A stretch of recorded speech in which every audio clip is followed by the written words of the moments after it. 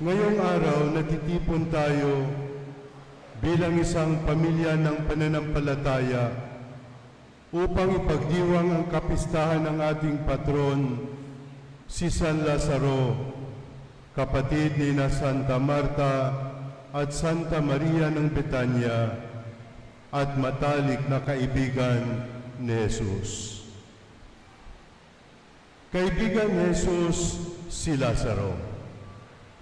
At sa Ebanghelyo ngayon, narinig natin ang pinakamaikling talata, ngunit isa sa pinakamalalim.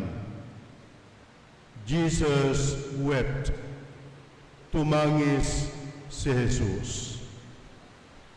Sa simpleng pangungusap na ito, nakikita natin ang isang napakahalagang katotohanan.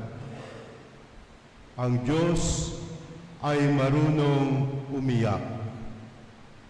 Ibig sabihin, hindi siya malayo, hindi manhid.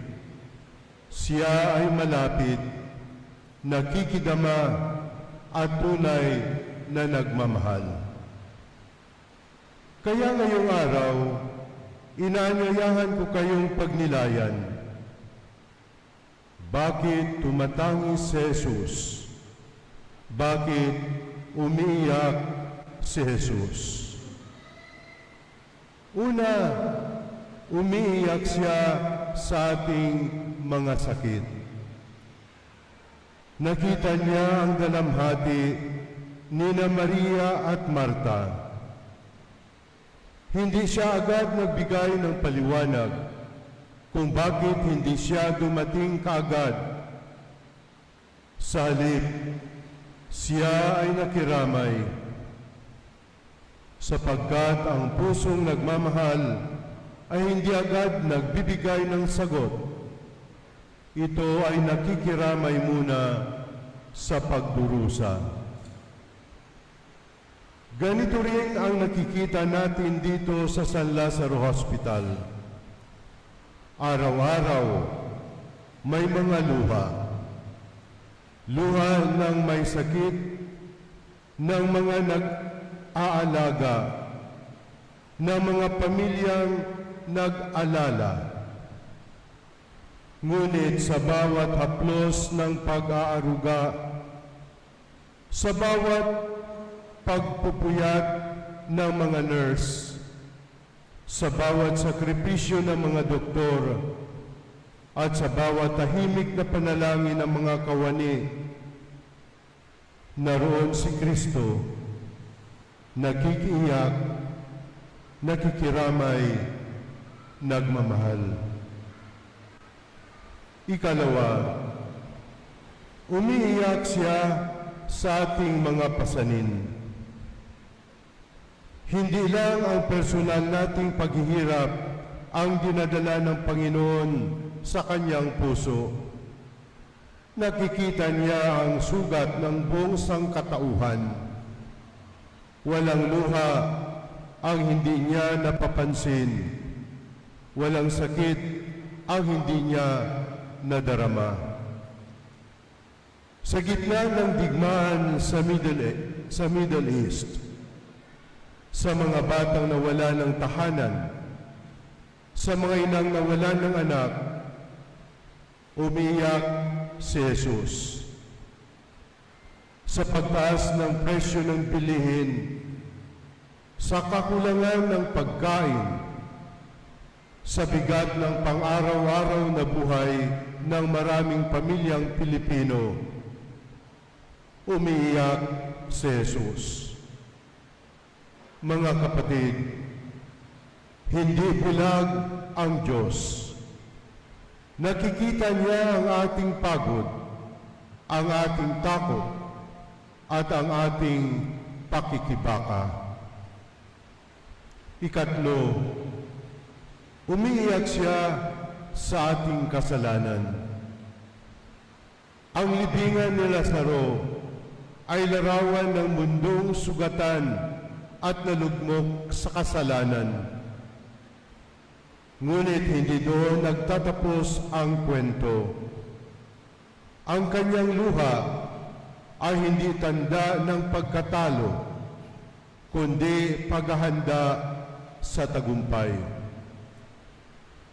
Matapos siyang umiyak, sumigaw si Jesus, "Lazaro, lumabas ka."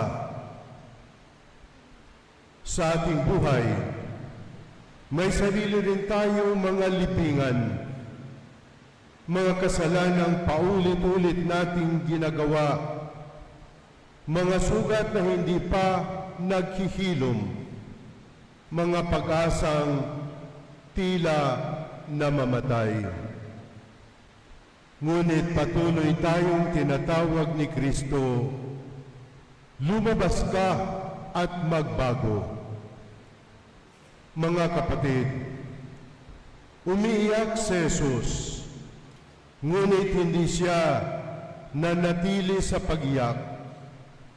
Umiyak siya sa ating sakit, ngunit siya rin ang nagpapagaling. Umiiyak siya sa ating pasanin, ngunit siya rin ang nagbibigay lakas. Umiiyak siya sa ating kasalanan, ngunit siya rin ang nagliligtas. At dito sa komunidad ng San Lazaro, malinaw nating nakikita ang kanyang presensya sa mga kamay na nagpapagaling, sa mga pusong nagmamalasakit, at sa mga taong patuloy na naglilingkod kahit mahirap. Kayo ay buhay na patotoo ng pag-ibig ni Kristo ay kumikilos at hindi nawawala. Kaya sa pagtatapos, 3 paanyaya ang iniiwan ko sa inyo. Una, magtiwala tayo sa pusong marunong umiyak para sa atin.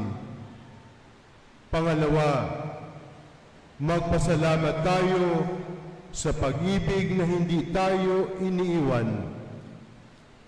Ikatlo, maging daluyan tayo ng pag-asa, lalo na sa mga may sakit, sa mga nagdurusa, at sa mga nanghihina. Mga kapatid, si Jesus ay umiyak kasama natin. Ngunit higit pa roon, siya ay muling nabuhay para sa atin.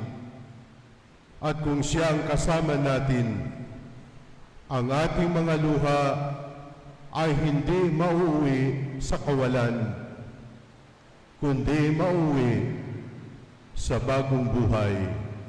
Amen.